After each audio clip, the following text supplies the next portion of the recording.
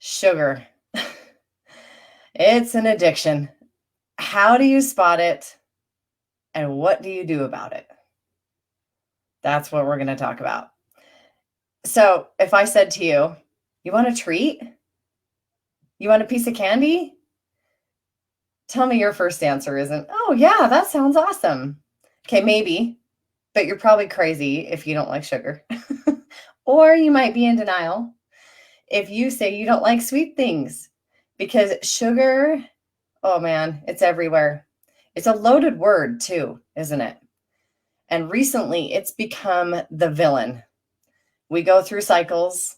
It's been fat before, it's been carbs, it's been who knows what. But right now, the current villain is sugar.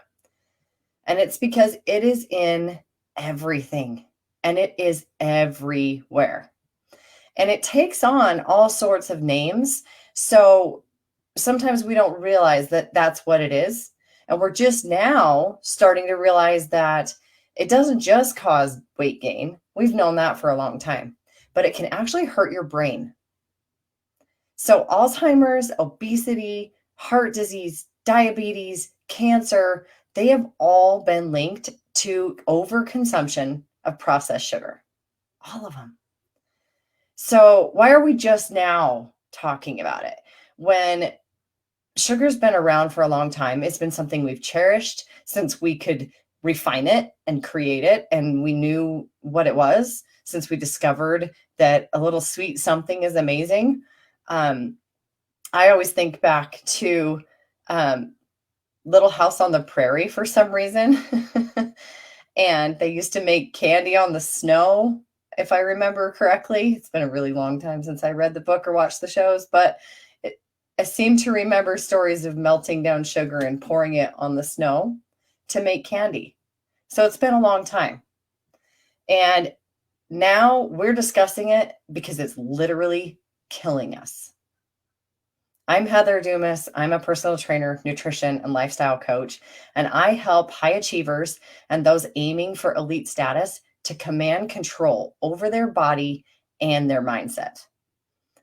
So today we're commanding control over our sugar cravings and the control that it may have over us. So we've known since we were a kid that junk food isn't good for us, but no one ever told us why.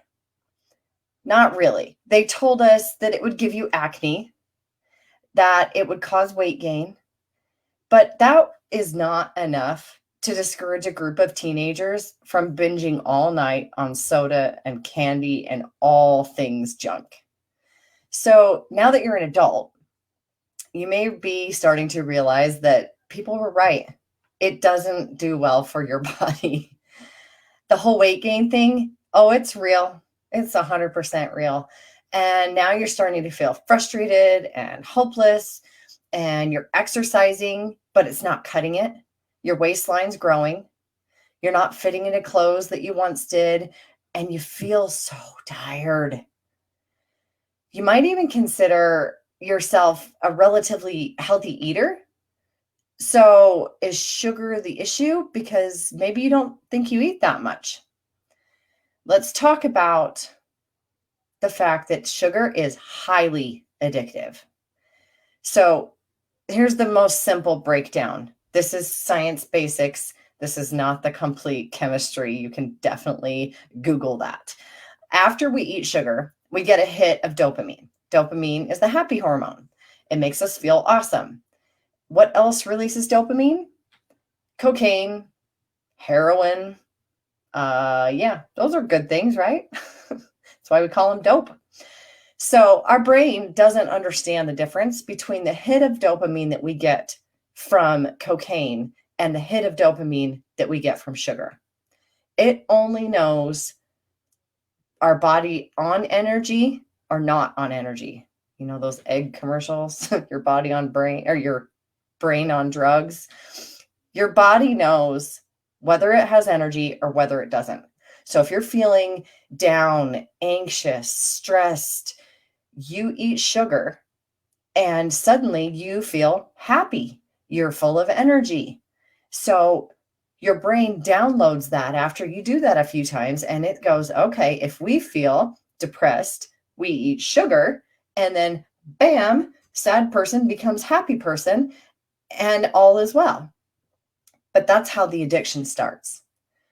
So people who struggle with moodiness, anxiety, and stress, they are way more likely to develop an addiction to sugar because of that cycle. When you turn to sugar to cope with emotional struggles, it really leads to a mental connection in your brain between sugar and feeling happy.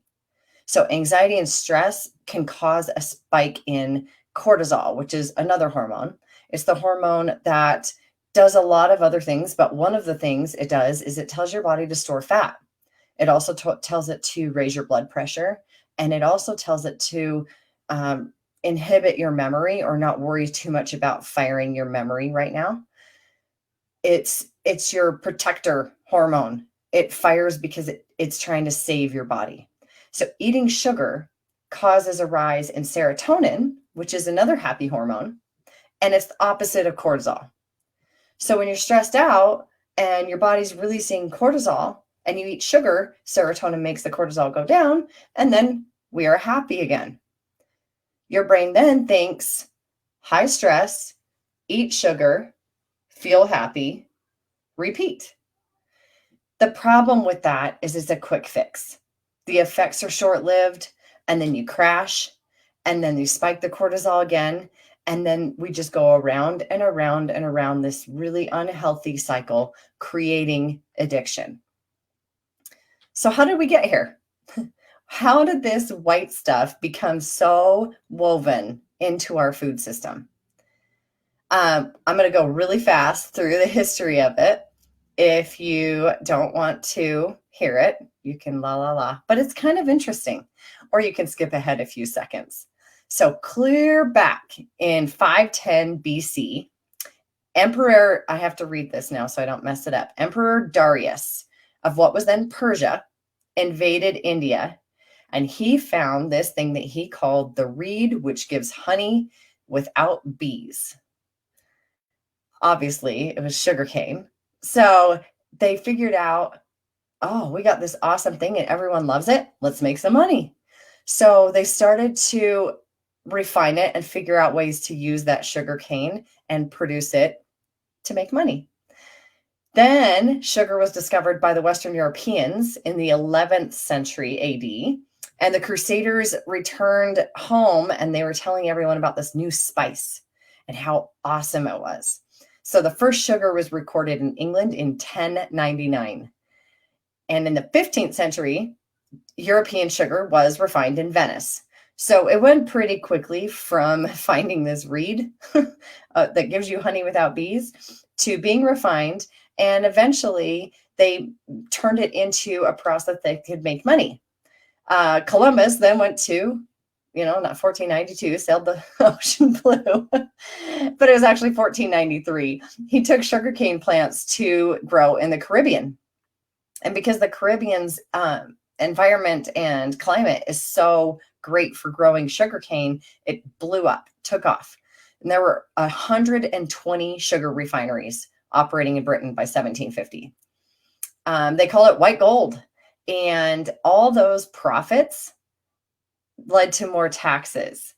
Powerful men making money on selling this white gold.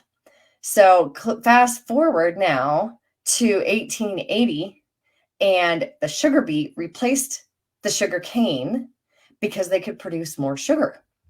And now today's worldwide consumption of sugar is 120 million tons and expanding at, wait for it, 2 million tons per year. That is so much sugar. So where is it? And why are we producing so much? Why do we need it? Let's talk about where it is. It's in bread. It's in your dairy. It's in your meat. I know, weird, right? Yeah, it is. It's in processed meat. Medicine, which we don't feel too bad about because medicine's not so good without the sugar. And even fruit, processed fruit, they add more sugar, even though it was made with natural sugar in it. So really the only place that you can safely assume that there is no added sugar is in a vegetable, and unless it's canned or processed, and then you got to read the label. So how do we curb the cravings? Curb the cravings. What do we do? Do you just quit cold turkey? Nope, you can't most of the time. I don't recommend it anyway. You'll experience some symptoms of withdrawal if your body has attached itself to sugar. And not unlike a drug addict, you might feel sick, you might feel shaky, you might have headaches. There's a whole bunch of things that can happen. So it's best to replace that synthetic sugar with natural sugar, like fruit, as a whole piece of fruit, not juice.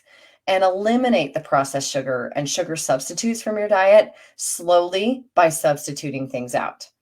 It is easier said than done because sugar, as I mentioned earlier, has a lot of cousins everywhere, and they have different names that may not look or sound like sugar. So start reading labels. Start reading the back of the container, not the front, and educate yourself what's in your food. Eat whole foods as close to the source as possible. And this is my favorite way to think of things. If it walked, ran, swam, flew, or grew from the ground, eat it. Because Pringles can't walk and they never flew. So another thing you can do is to be mindful of your thoughts and feelings. If you find yourself binging on anything, there's a deeper problem. And if you don't address it, nothing is going to stop your binging. So here are a few things about mindset and sugar and the emotional attachment. That's a whole nother topic for a whole nother day. But just here are 3 things I want you to keep in mind. The sugar doesn't make you binge. The feelings that you're facing do. The sugar just rewards you for bad behavior. And watch for red flags like cravings and overeating. Stop in that very moment and say, why? What am I feeling? Am I tired? Am I thirsty? Am I stressed out? Why am I stressed out?